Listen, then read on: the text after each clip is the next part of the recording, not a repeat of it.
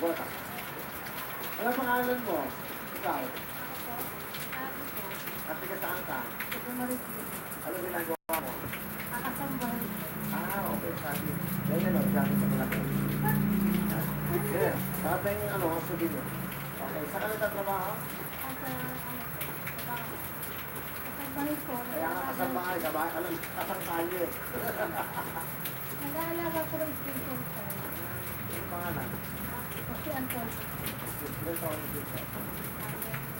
Diba, malapit sa kanila, mga special na bata. Kaya nakikita ko din niya, okay?